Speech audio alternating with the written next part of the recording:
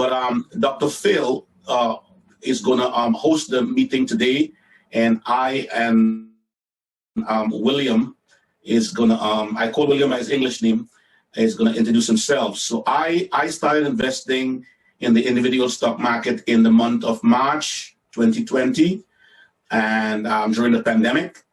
And also I started a YouTube channel, this YouTube channel 2 months ago. And so I'm retired from the New York City Department of Sanitation. And so I am home and I am investing and loving it. Before we go any further, I want to introduce William, and then I'll introduce Phil, and we'll start the program. William, take it over. Hello, everybody. My name is Guillermo Bermudez. I have a YouTube channel called Finance ABCs. I started it in June of last year, 2020. And I've been in the financial services industry for 30 years and worked in broker-dealers, banks, commercial banks, and international banks. And I have learned along the way by making mistakes, and some of those mistakes, drew powerful lessons. And so I also am an author. I wrote a small book called Saving for Retirement Made Easy. It's available in Amazon. And so we're trying to talk and share ideas. I met Lucien Rojas and his YouTube channel, Financial Empowerment with Brother Ro, and it really resonated with me because, he has had remarkable success, and he's very, very transparent, and I have learned from his channel very much. And I hope to contribute to him. He learns from my channel, and I learn from him, from his channel, and we all are on a journey together, and we are embarking on this fabulous journey together, and we're sharing our trades and our most humble recommendations to you so that you can invest alongside us and make money for yourself and for your financially secure retirement. Wonderful, wonderful, William. And I also want to introduce Phil Reed, who is the CEO and founder of Phoenix National Network. And Phil is a good friend and brother, and he will manage this meeting today. Thank you, Phil. Yes, thank you. Thank you so much, Apostle Rojas. Yes, my name is Philip Reed, and I am the owner of Phoenix National Business Group, which will also have a platform, Phoenix National Network. Primarily, we are a marketing company, and we partner with other entrepreneurs and other business facilities to help them promote what they do best. And so we have a platform on Roku and Amazon Fire TV, Phoenix National Network, where you can go and you can see all of our programs. This is one of the programs that will be broadcasted there as well. We have all of Brother Ro's broadcast on YouTube on there. So if you want to see the collection of everything, you can go there and see it as well, along with other business professionals who want to share what they do with you. So I appreciate you allowing me to share that, Apostle Rojas. And you could go to Phoenix National Network for more information, or you could go to phoenixnationalbusinessgroup.com for more information as well. We'll place that in the chat as well. Thank you so much. Dr. Phil, appreciate it. You, my friend and brother, and I really cherish relationship. I take relationships serious. Someone said relationship, they are greater than accomplishments. And when you have solid, good people, you want to cherish those relationships. All right, we want to get into the program today, and Willie and I will really exchange and share stuff, and Willie, I would say he's more experienced than I am when it comes to investing, but there's a power of investing. As a matter of fact, investing and versus saving. Saving is good. We save for what we call a rainy day, or we save to have an emergency fund in the times of trouble. But somebody would put it this way, and this was from a billionaire. He said, you don't ever become wealthy by investing in a savings account. Let me draw a case in point. There's something called inflation, and there's something called buying power. Let's say a 225-year-old in 1970 had $40,000. Do you know with $40,000 in 1970, you could have bought a house in Brooklyn? Cash. Let's say John Doe, he bought a house for $40,000. And John Hancock took the $40,000 and said, you know what, I'm not buying a house. Mortgage, repairs, problems with tenants, whatever his excuse was. And he took the $40,000 and put it in a safe. 50 years later, they both 75.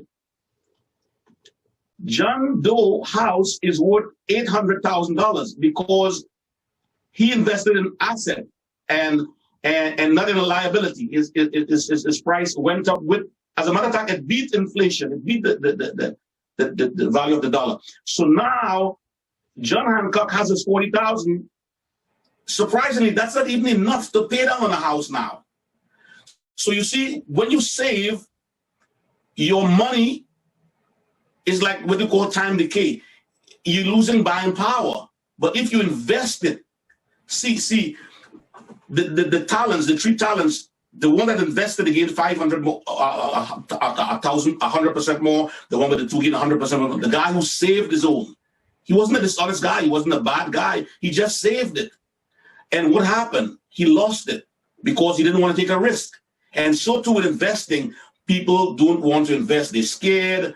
And as they're saying, scared money don't make money. All right, let me go into the slide, the PowerPoint here, and let's start right now. Okay. All right. Yeah. Okay. We're talking here about the uncertainties of life, and I get all my guidance from the good book, which is the Bible. And I want to just bring you quickly, I don't want to preach to you this morning, but I want to bring you a scripture from Ecclesiastes chapter 11, verses 1 and 2. And this is from the New Living Translation. And hear what it says. And this is a book of wisdom, and the Bible is the book of life, man. Send your grain across the seas, and in time, profit will flow back to you. But divide your investments among many places, for you do not know what risks might lie ahead. Okay? So,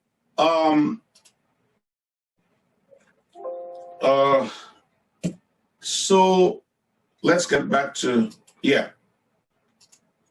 Right, so you see that scripture? So now it talks about diversifying your portfolio because you know what risk lies ahead, right?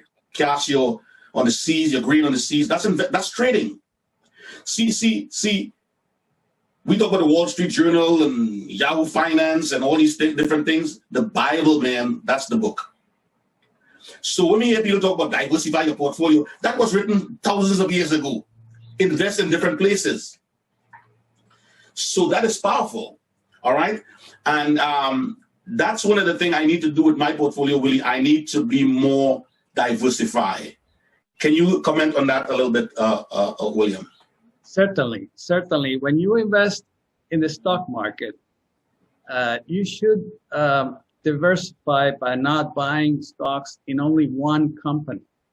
You should buy at least 20. And if you buy an index fund or an ETF, an exchange traded fund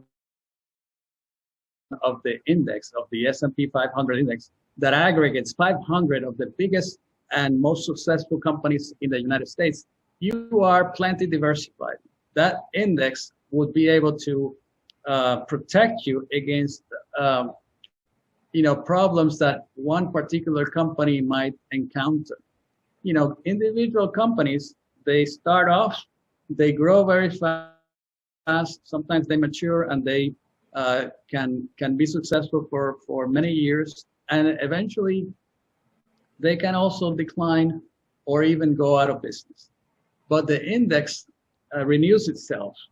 The S&P 500 index has 500 of the biggest companies, and as new companies emerge and become bigger than the 500th company in the index, then they displace them. And a company that might have been in the middle of the index and then starts losing money and going out of business, once it drops, the index will drop it.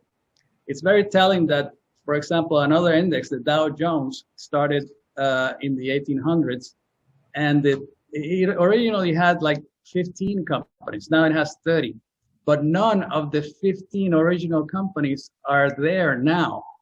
These were railroads and steel companies in that period that were very successful, even today.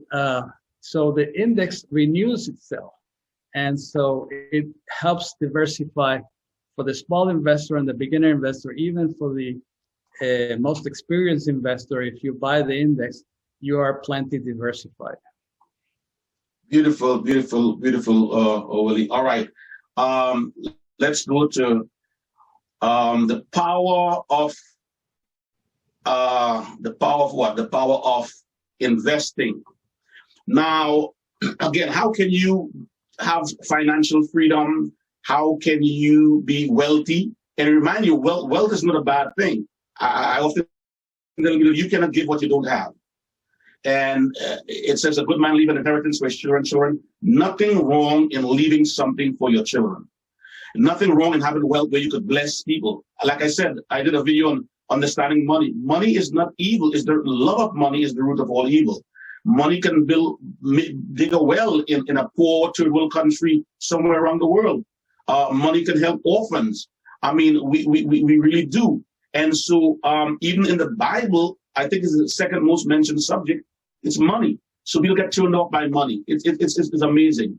But if we talk about the power of investing and how can you really be wealthy is, I'm not knocking a 9-to-5 job. You could have a 9-to-5 job and, you exchange hours for dollars and time for money. But real estate, man, real estate is so powerful. You could buy a house and it could quadruple when time to sell it because of its appreciation and so forth. Then you could start a business. Starting a business is a way to really, really knock it out of the ballpark. Take, for example, Apple with Steve Jobs, or even Tesla with Elon Musk. Starting a business, whether it's a restaurant, whether it's a landscaping company, whether it's a beauty salon, starting a business gives you leverage. And the other way you can become financially free or wealthy is by investing in the stock market. And so let me say this, that investing in the stock market now has been made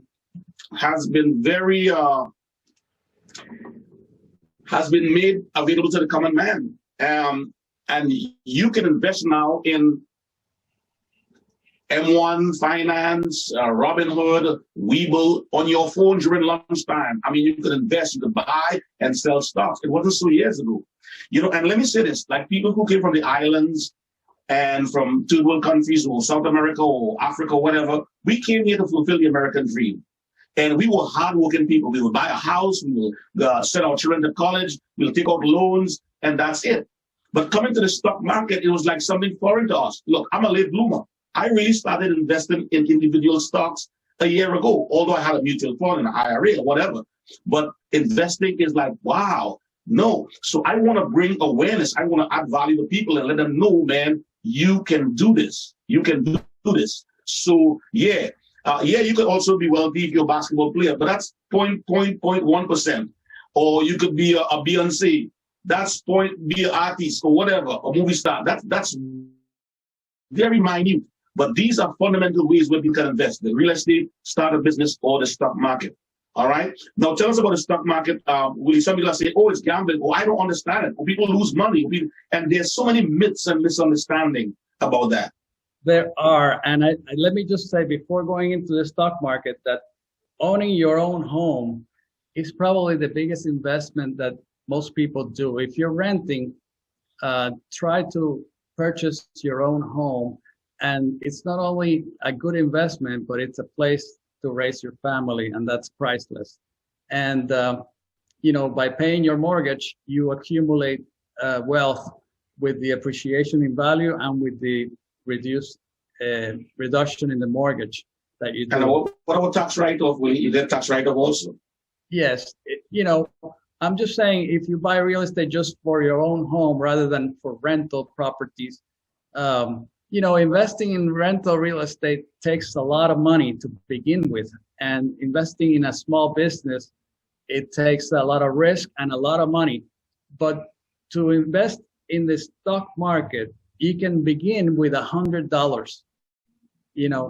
How can it be easier than that? You just open a brokerage account. If you have a job that has a 401k, start up to participate in the 401k and begin investing in a stock market fund. Don't put your money in bonds. Don't put them in cash.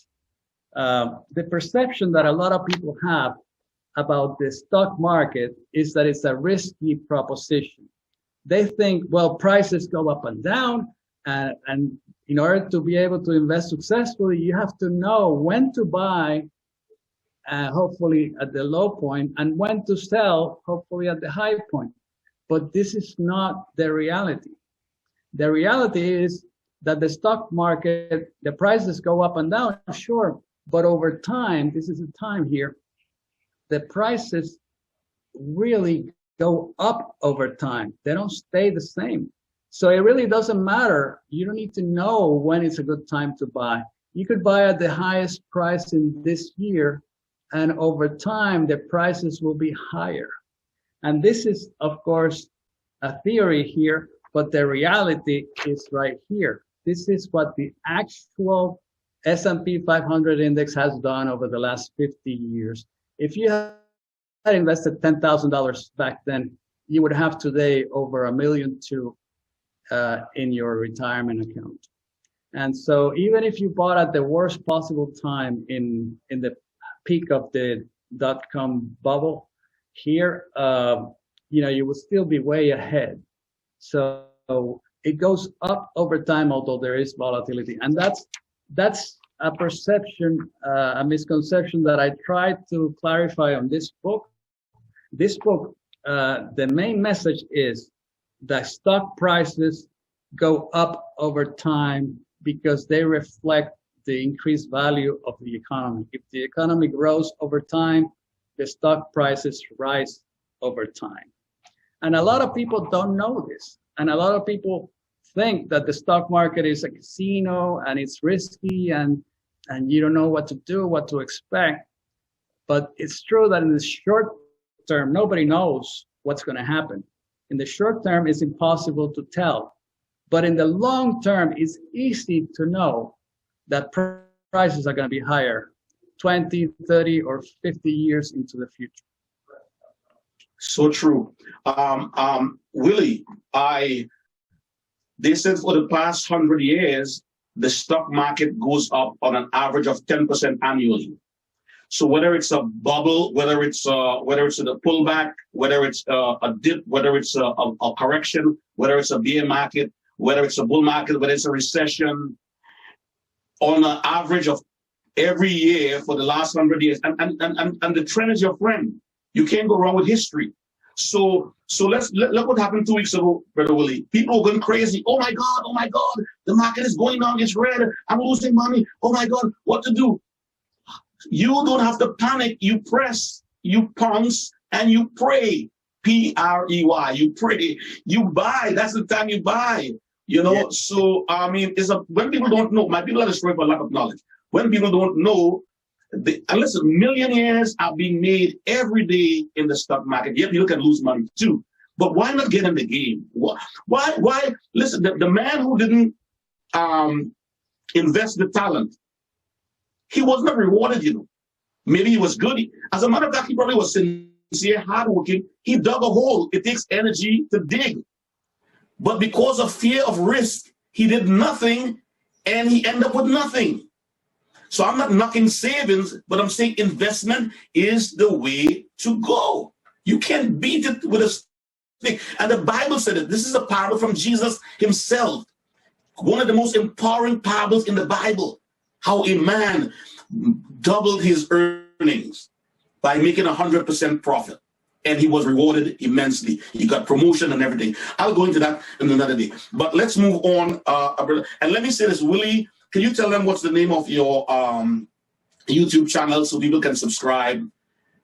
Yes, it's Finance ABCs '. It's I'm trying to dedicate it to the basics and to really teach people that that are new to investing the basics and how to save successfully for their retirements. Finance ABCs.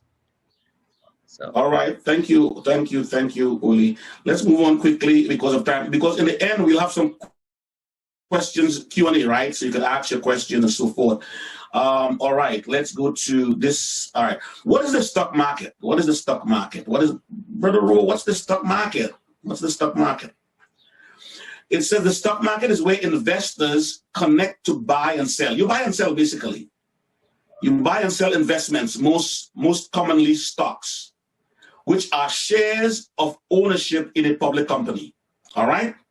Now, there are three indexes, and Willie was talking about it a while ago.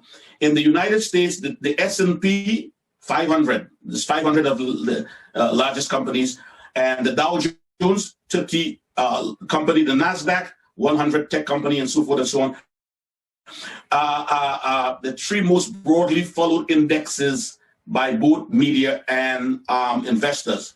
So you look at CNBC or you look at all these different things. They're telling you about it. Today, the Dow Jones Industrial Average went up so and so, and the NASDAQ is at right now in the correction territory, and the S&P. These are what you hear. These are the main indexes. All right. And so when you buy a share in a company, now I could go and eat in McDonald's, but I don't own anything in McDonald's. I could buy an Apple phone. If I'm not invested in Apple, I don't own anything in Apple. But when I buy a share, I become a shareholder. I am a part owner of that company, no matter how minute it is. And when that company does well, I do well. So investing in good companies, man, and you can, Willie just said it, you can buy a fraction of a share. Let's say you want to buy in the SPY, the SPY. That's the S&P. You say, Brother Ro, it's $300 and something a share. That's too much. You can buy a fraction of a share. And the S&P over the years goes up and up, regardless of a bear market or correction. You know, so when I take a American airline and I sit there, I'm a part owner. When I go into Apple store and I buy an Apple iPad or whatever, I'm a shareholder. Now, some companies, they just growth companies, but some companies, they pay you a dividend.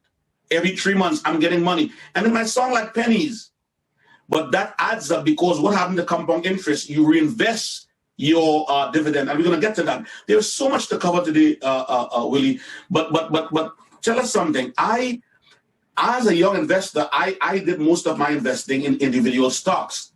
And we all know, look, Warren Buffett, the greatest investor in this century, he sold his airline stocks, and right now they're above the price that he sold them for. So nobody gets it right 100%. Like Willie said, a mistake is only a mistake when you learn from it. So everybody's going to learn and grow. All right. So tell us, Willie, about the stock market, and you are smart, man. You invest in the SPY, and how much percentage are you up? I'm not going to ask you how much shares you have in it, but I know you're doing very well. Well, I tell you, I have been investing for a long time. I wish I had known what I know today when I was in my 20s. Let me tell you this, the stock market, the S&P 500, in the last 50 years has been down 17 times more, between 10% to 20%. That's a correction. 17 times it has been down, but only 7 years the market has ended lower than it began. So those correction periods are intra-year, temporary. They recover. even last year, 2020, the market went down 30%, the S&P 500, 30% in March, down, but the S&P recovered and ended the year actually up 18%, including that down, that drop of 30% in March. So, like Lucian says, it's good not to panic. It's good to pray and to press, like he says, and just stay the course. If you continue to buy every month in your 401k, the index, your money will grow over time, compounding. Because the times that it drops, it will give you an opportunity to buy more at a lower price on average time. You know, Willie, in 2007, 2008, when they had the housing crisis, and that was a bear market. Yes, it was. At the time, I was working for sanitation, and my portfolio in 2008, I think I had about $100,000 in the year at the time. It dropped to 46,000. It dropped to over 50%. But my 401k was putting money every week, regardless of the drop. You know, in 2 years, I recovered all. And I mean, by the time I retired, it was probably quadruple. So you don't panic when the market goes down. And that's what people do. Another thing, really, people that are new to investing, like most of my subscribers, they're young investors, and I'm new too. They're new to it. And what happened? People end up buying, Willie, penny stocks. They say, oh, I'm going to get a cheap one. I'm getting the cheap one. This one is good for $2. Buy this. This one is good for $3. And some of these companies go out of business. You buy fundamentally sound companies, or like you said, if you don't know much about buying, you say, Brother, I'm new to this. I'm confused. I don't understand stuff. I don't know what to buy. The safe bet is ETFs. The safe bet is index. The safe bet, because why? You're not putting all your eggs in one basket. Remember the scripture that I read in Ecclesiastes. Invest in different places. Ecclesiastes 11:2. Invest in different places. So if you invest in the Standard & Poor, the S&P, you are invested in 500 companies. Like I was big on the QQQ. Will you know that? I was big on the QQQ. That's the NASDAQ ETF. And I hope we're not being confused. We're going to break it down and explain it. But now tech took a beating, and I'm done big time. And I learned from that. High risk, high reward. But I now is going to trim my portfolio and even diversify it more. All right. So, Willie, let me just go to this slide and I'll ask you to comment on this one. Okay. Let's go here. Now, there are 11 sectors in the stock market. 11.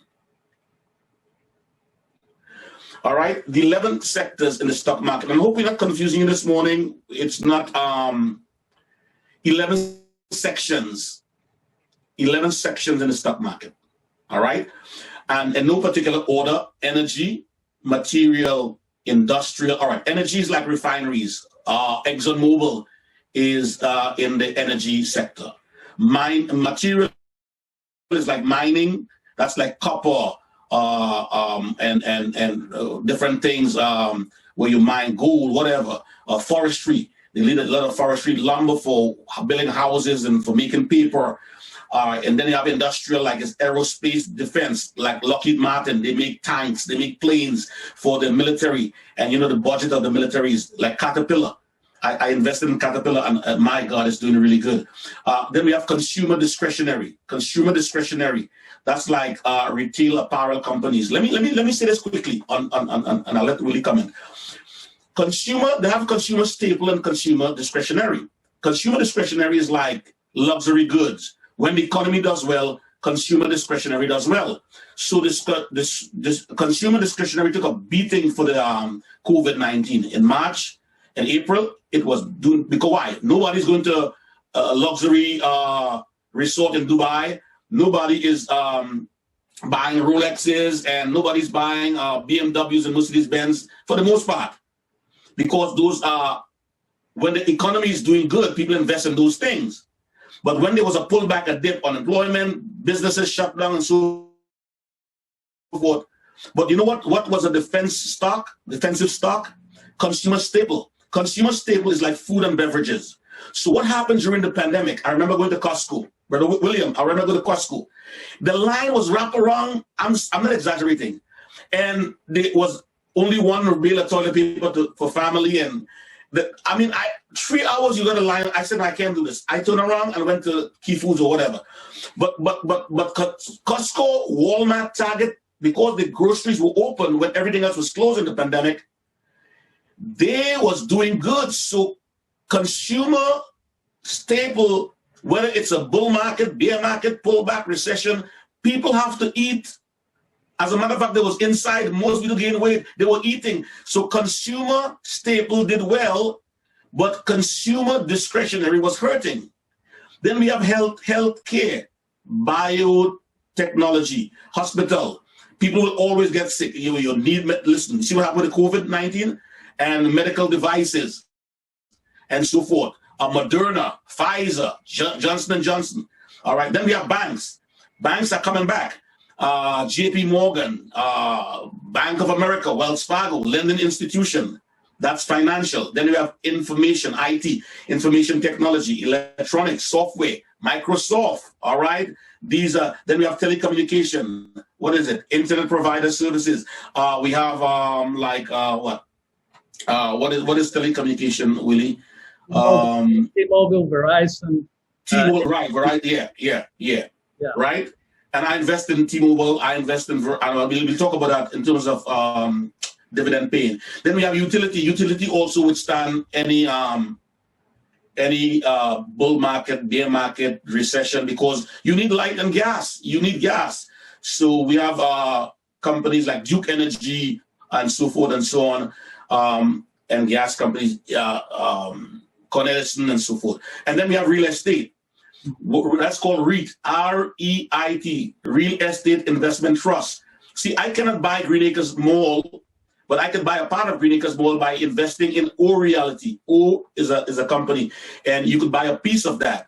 Macy's don't own Green Acres Mall; they rent from Green Acres Mall. So these residential and industrial real estate, they buy big strip malls like Walgreens rent from them, CVS rent from them. So when you buy into that, I need millions of dollars to invest in that, but I could invest by buying in real estate, REITs, and they pay a dividend monthly. All right. So Willie, can you for a minute talk about that for us in the 11 sectors?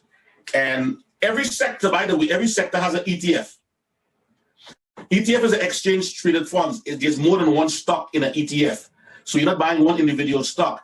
And tell us the dangers of buying one stock, which I buy too, everybody does. Because you catch a stock when they went IPO, you could take it to the moon. If you bought Tesla at $17 a share when Tesla went public in 2010, my God, Tesla made millions.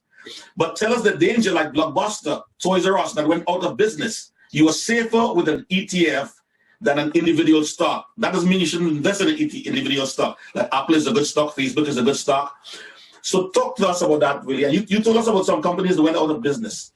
Certainly, the S&P 500 index has all those 11 sectors that you discussed. And you're right that at times, one sector is going to do better than another.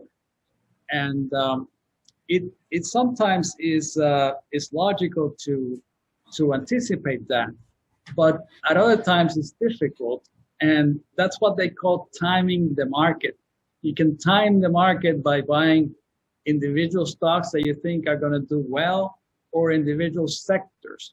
But if you really don't have to do that, you can just own the entire S&P 500 index. And let me tell you briefly about mistakes when investing. And I tell you, I have done them all, and I have learned from them. The first one, of course, is trying to time the market. This is what I've been saying. It's very, very difficult. You know, the stock market has had 17 declines of more than 10%, but it doesn't end the year down. Only 7 years have that has happened. In fact, only 8 years. In 8 years, within the year, the stock market has gone down more than 20%. That's a bear market definition. And last year it went down 30%, but then it ended up. At the end of the year, it was up. So timing the market is hard and it's difficult and it's not necessary. You don't have to do it. Not being diversified is the second mistake. But if you buy an index, then you take care of that. Being overly conservative is a very, very big mistake that a lot of people in the beginning do because they're not certain, they don't understand. And so they buy bonds or they buy cash, which yield a lower return annually than stocks.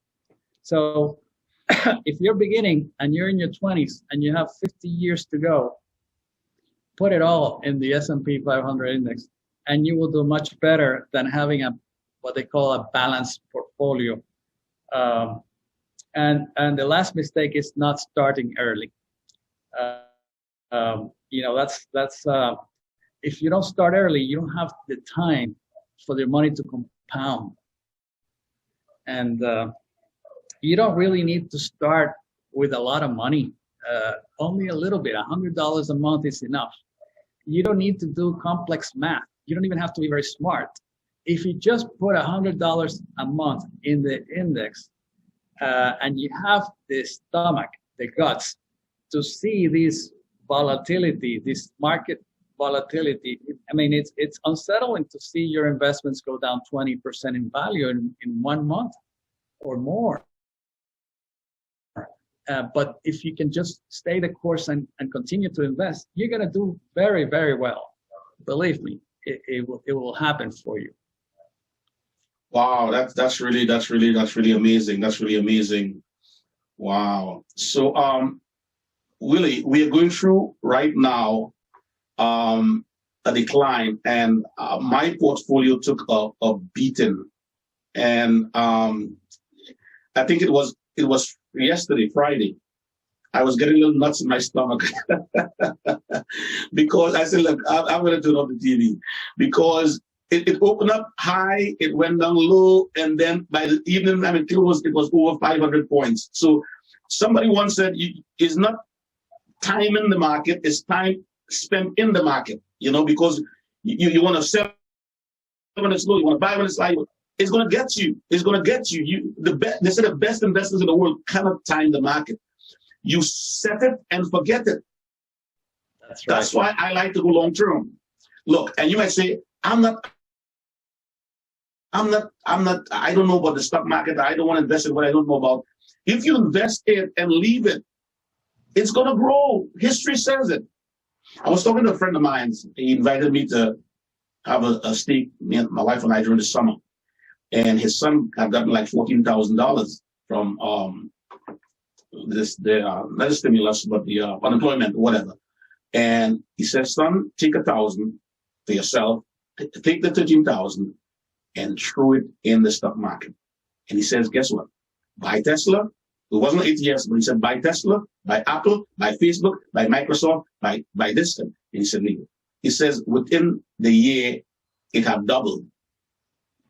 So he was a 21-year-old that didn't know much about investing, but he just threw it in the market. But he bought quality stocks, though, quality companies. And that's what happened. Now, I am learning from you, William, because now I understand even more so how to invest and to diversify my portfolio in terms of not putting all my eggs in one basket. I usually draw a scenario. If you have 100 eggs in one basket and that egg fall off the table, that basket, all those eggs can be lost. Now, if you have 10 baskets with 10 eggs each, and one basket fall, you still have 9 baskets with 90 eggs. You still have 90%. If 2 baskets fall and crush, you still have 80%. So that's why it's important to diversify one's portfolio. Ecclesiastes 11:2, invest in different places. Now, tell us some of the good things that can happen when you invest in an individual company. Of course, you have to do your technical analysis and your technical analysis and your fundamental analysis. But what can happen if you invest in an individual stock and you put all your eggs in that stock, what can happen? You draw the scenario about companies that went out of business. That's right. Like you said, Toys R Us is an example, a great company, leading in its industry in toys. And it was a retailer, and it went out of business, unfortunately. Woolworths was a leading retailer in its time, and it went out of business too. Pan American, the leading airline in the world, went out of business. The airline industry is still happening. There's still a need for it, but the biggest company in its time went out of business. It's risky to invest in individual stocks. Like Lucian says, diversifying and investing in different companies or buying an index is a better way of safeguarding your savings. And also by investing a little bit of money every month, you are diversifying your entry point, because you could have the unfortunate timing of purchasing at the very top, and then when there is a drop it can happen anytime, then you get discouraged because you see the paper loss. But by investing every month a little bit and continuing to live your life as ordinarily as you would with your 9-to-5 job or with whatever you're doing, then in the end, the time will pass and your money will compound. And when the time comes for you to retire, you will have your money there for you. Okay. William, are you able to see my screen? Absolutely. Yes. Okay, good. Now, let's talk quickly, because some of the new investors, people are panicking. People are calling, oh, what to do? It's all red. So look, we want to talk about a correction versus a bear market. And people said, the investors says that it's a correction is even healthy. That when the market is corrected, because life is not ups and ups and ups and ups, there are ups and downs. So when it's down, that's when you hold, or you don't panic, but you buy. So the general definition of a market correction is a market decline that is more than 10%, but less than 20%. A bear market is usually defined as a decline of 20% or greater. Past bear markets have always been shorter than bull markets. On March 11, 2020, the U.S. entered into a bear market for the first time in 11 years. The Dow Jones Industrial Average went from almost 30,000 to under 19,000. This was brought about by the spreading of the COVID-19 pandemic. So that was a bear market, and since then it has certainly recovered. So that's a beautiful thing. And so it's also important to diversify our portfolio, and we should not panic during those times. All right. So what do we do, William? It says here the importance of diversifying your portfolio. It is one way to balance risk and renew your investment portfolio by diversifying your assets. Diversification is the practice of spreading your investment around so that your exposure to any one type of asset, we talk about 11 sectors, is limited.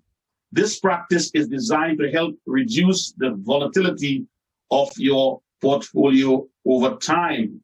All right. And last but not least here, we don't panic. I said we don't panic. We press and pounce. We pray. P-R-E-Y. We pray. All right. Hear what Warren Buffett says, one of the greatest investors. He said, be fearful when others are greedy, and greedy when others are fearful. When everybody's telling you buy. That simply means to have the courage to step in and buy when others are selling, and be cautious when others are overly greedy. In fact, 80% of corrections, like you were saying earlier on, William, do not turn into a bear market. That means only 20% do. History shows that staying calm, having a solid plan, and a well-diversified portfolio is the best option for savvy long-term investing. All right. So what we want to do, Willie, you want to comment on that, and then we're gonna take some questions. Yes, some questions. Yes, certainly. I think you said it perfectly there with the caption, "Don't panic." Because the economy in our country, we're blessed that it grows over time, and it doesn't grow in a straight line. It grows in fits and starts, and it's uneven, and so that creates waves in the securities markets. So over time, the direction is up, and the economy normally grows, and the government helps. Now with the stimulus that is being approved and the vaccines that are being distributed, the pandemic is going to be controlled, and so the reopening is going to happen. So this year, most likely the economy is going to grow substantially. Sure, there's going to be a risk of inflation. Before we go into Q&A, we want to do some quick Q&A, question and answers, and no questions is stupid or foolish, William. You might be a young investor, and I like to ask questions. That's how you grow, and that's how you learn. Before we go into the Q&A, I just want to show you something here. Because of the pandemic, there are certain industries that suffered immensely. Some of them, we consider them what you call value stock, because they are at a discount now. Because when the economy opens up more, I should say fully, but more, you take into consideration. Now, most of the market, it goes by news and speculation. They say you buy the rumor, you sell the news. Now, for example, if Janet Yellen says something, the market will go up or down, right? William, if the Fed chairman Powell says something, look, just recently, Elon Musk bought 1.5 billion in Bitcoins, and Bitcoin went up. So the president, Joe Biden, can say something, and the market can shift. So the market goes on speculation and so forth. So, so that's important for us to understand that. So because of the fact that the vaccine, I took the shot, I have another shot coming at the end of the month. Because of the vaccine, even Johnson & Johnson just came up with another vaccine. Because of the vaccine and the stimulus and what we call pent-up demand, you might be surprised, people are ready to travel. So the airlines will come back, the casinos will come back, the cruise lines will come back, and what else? Cruise line, casinos, hotels, and restaurants will come back. They'll come back. So I just want to quickly, if I may share this here, I want to go into my portfolio quickly. Can you tell me if you can see it, Will? Yes, I can see it. All right. We want to look at four areas quickly, and we're going to look at the SPY. You talk about diversifying, right? Let's look at airline first, right? We're going to do airlines. I'm going to pick an airline, Delta. How many ever traveled with Delta before? How many have Delta mileage? Delta, all right? And then we're going to go to Q&A. Look at Delta. For the past 5 years, all right. You see wrong here, if everybody could see this. January 17th, 2020, last year, before the pandemic hit, Delta shares was going for $62.03. When the pandemic hit, everything dropped. Every stock dropped like a rock. By the time the pandemic hit, May 15th, Delta was going for $19.19 a share. Delta lost over 2/3, 66%. Now, what do? Do you panic? Do you sell?